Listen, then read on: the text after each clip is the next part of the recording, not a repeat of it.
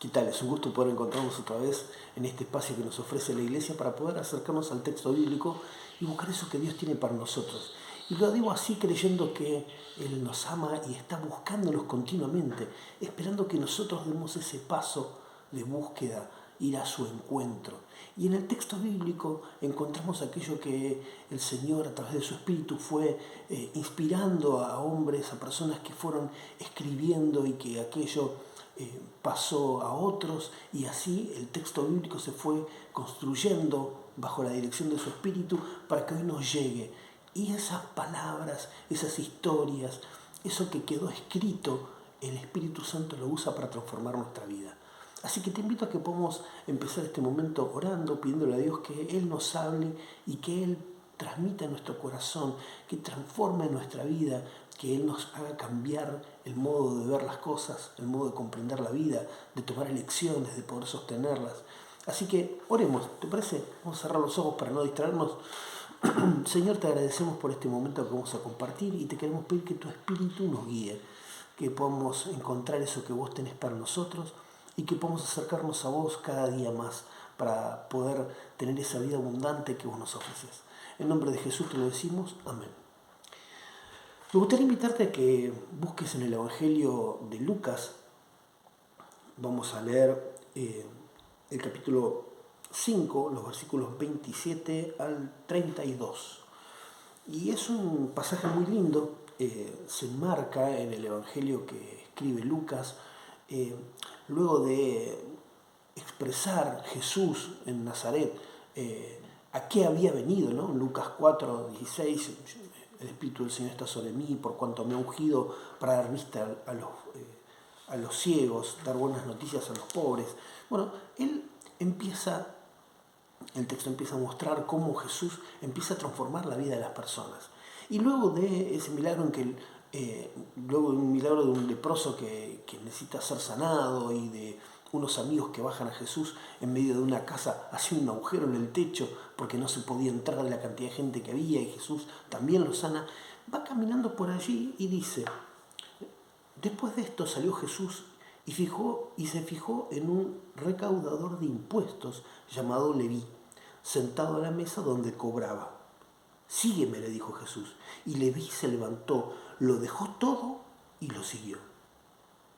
Luego Leví le ofreció a Jesús un gran banquete en su casa, y había allí un grupo numeroso de recaudadores de impuestos y otras personas que estaban comiendo con ellos. Pero los fariseos y los maestros de la ley, que eran de la misma secta, les reclamaban a los discípulos de Jesús diciendo: ¿por qué comen y beben ustedes con recaudadores de impuestos y pecadores? No son los sanos los que necesitan médicos, sino los enfermos, le contestó Jesús. No he venido a llamar a justos, sino a pecadores, para que se arrepientan. El pasaje es muy intenso y tendríamos que hacer un pequeño repaso de aquella época para poder comprender de lo que se está hablando. Tanto en el episodio que mencionamos anteriores, en el texto, cuando Jesús sana a ese paralítico que es bajado del techo, los amigos lo suben porque no podían llevarlo hasta Jesús para que lo sanara, entonces deciden ir a la terraza de la casa, desarmar el techo y bajarlo para que Jesús lo sane. Tanto en ese episodio como en el episodio del leproso que Jesús sana también, hay una cuestión de enfermedad, seguramente un montón de cuestiones acerca de cómo se creía en ese momento, de la relación entre la enfermedad y el pecado, de la exclusión que ello implicaba y de un montón de cosas. Pero en este pasaje estamos hablando de un recaudador de impuestos. Tenemos que contextualizarnos que en este momento en el que se escribe el texto, la historia es narrada, en Palestina hay tropas de ocupación, literalmente hablando. El Imperio Romano había conquistado aquella zona, y las personas que recaudaban impuestos lo hacían para el imperio, para el ocupador, con lo cual eran despreciadas porque se los tomaba como traidores a la nación que ellos pertenecían. No solamente eso, sino que aparte también, en líneas generales, los recaudadores de impuestos eran personas que también hacían un poco abuso de eso para enriquecerse y para poder manejar la cuestión financiera con ese dinero que habían recaudado. Con lo cual, la figura de Leví en este momento es una figura muy una persona detestada por la población, seguramente con muy pocos amigos, salvo en ese grupo de personas en las que se movía. Con lo cual, comprender un poco de quién estamos hablando cuando hablamos de Leví en este momento es importante. Cuando Jesús se acerca y le dice, seguime. Un maestro de la ley en ese momento siempre se rodeaba de los mejores discípulos posibles. ¿Y a qué me refiero con esto? Que de las sinagogas, de los lugares donde se juntaban los judíos y donde reflexionaban, las personas más distinguidas podían proponer sus hijos para ser discípulos de estos maestros de la ley. Personas que manejaban la cuestión de la pureza ritual y la cuestión moral de una forma tremenda. Con lo cual, pensar que un maestro de la ley, un rabí, como era Jesús considerado en ese momento, iba a elegir a una persona que cobraba impuestos para Roma como su discípulo, era impensable. Era algo muy loco, absurdo casi. Con lo cual, me gustaría en primer lugar tratar de que nos pongamos en el lugar de Leví.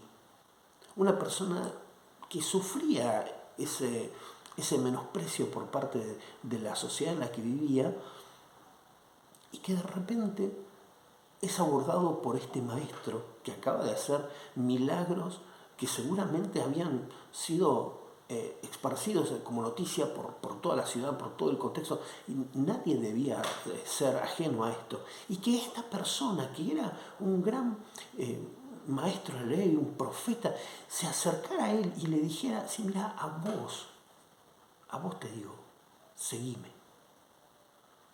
Y en ese momento seguir a un maestro significaba dejarlo todo, dejar la vida atrás, la que ellos venían llevando, para acompañarlo en el camino y aprender de él. Y esto es lo que le está diciendo Jesús.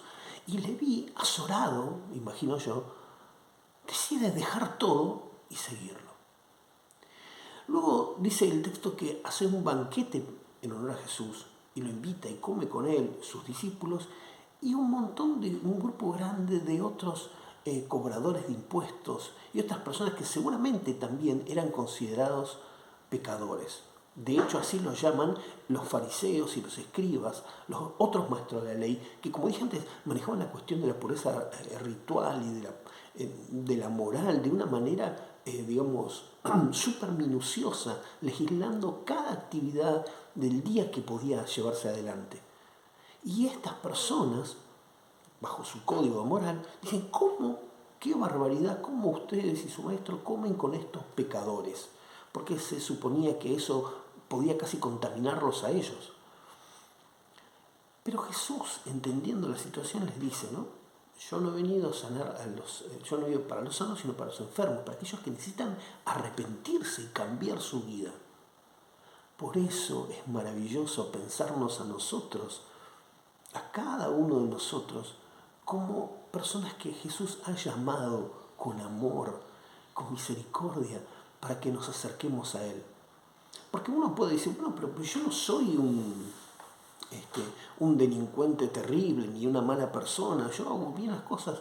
Sin embargo, Jesús, con su amor, más allá de todo, nos ama.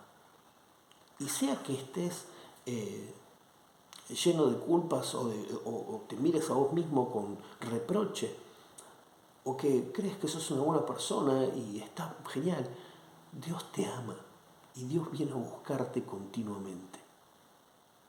Pero también hay otra manera de acercarnos al texto, y es cruzar de la vereda enfrente y decir, ok, ¿cómo miro yo a quienes me rodean? Porque tenés la figura de Leví, que es alcanzado por ese amor increíble. Tenés, por otro lado, a Jesús, que se acerca con su misericordia, con su amor, y lo busca. Y tenés, por otro lado, la figura de los fariseos y los otros maestros de la ley, que se acercan a Jesús para criticarlo porque estaba acercándose, valga la redundancia, a esta persona o a este grupo de personas que eran considerados pecadores y que por ese mismo motivo no debían ser abordados ni tenerles misericordia ni nada. Con lo cual el texto nos invita, creo yo, a situarnos en los diferentes roles que se proponen en este texto. ¿Y dónde podrías estar vos? ¿Cómo te sentís cuando te acercás a la figura de Leví? Tal vez en tu vida sientas que no encajas en ningún lado, que todos te menosprecian. Bueno, ¿sabes qué? El Señor te ama. Dios te ama y te viene a buscar y te busca a vos particularmente. Porque si bien Dios conoce todas las cosas y sabe todo acerca de todos, también sabe todo acerca de tuyo. Él conoce tu corazón, tus pensamientos, tu historia, los motivos que te llevaron a cada cosa. Y te ama. Y te busca y espera que te acerques a Él. Pero si rotamos y nos ponemos en el lugar de los fariseos, ¿qué postura adoptamos nosotros frente a aquellos que tal vez son menospreciados por la sociedad, aquellos que necesitan ser recibidos, que necesitan arrepentirse y cambiar su vida? ¿Cuánto nos acercamos nosotros a cada una de esas personas? ¿O preferimos mantenernos alejados porque ellos no son dignos de compartir con nosotros porque son malvados? Y tal vez lo sean. Pero sabes que Jesús, que es nuestro Maestro, que es nuestro dueño, nos impulsa y nos dice, ¿sabes qué? Yo te di un ejemplo y así espero que vos también hagas. Con lo cual nuestros pensamientos, nuestro corazón, nuestra actitud debe estar abierta a poder acercarnos a personas que necesitan de Dios y poder hablarles del Evangelio, acompañarlos, discipularlos, ayudarlos sanando sus heridas, buscando que ellos también descubran ese amor de Jesús que un día nos transformó. Así que me gustaría poder concluir esta reflexión orando, pidiendo al Señor que Él nos guíe, tanto en ese camino hacia Él, como en el camino hacia quienes nos rodean y lo necesitan. Oramos. Señor, gracias por este amor que vos tenés con nosotros. Gracias porque vos continuamente te acercás a buscarnos. Te quiero pedir en nombre de Jesús que nos bendigas y que nos des esa mirada de amor hacia quienes te necesitan. Pero Señor, también ayúdanos a nosotros cada día a poder acercarnos a vos, a ese amor que un día trajiste con vos a la tierra. En nombre de Jesús, amén. Dios te bendiga.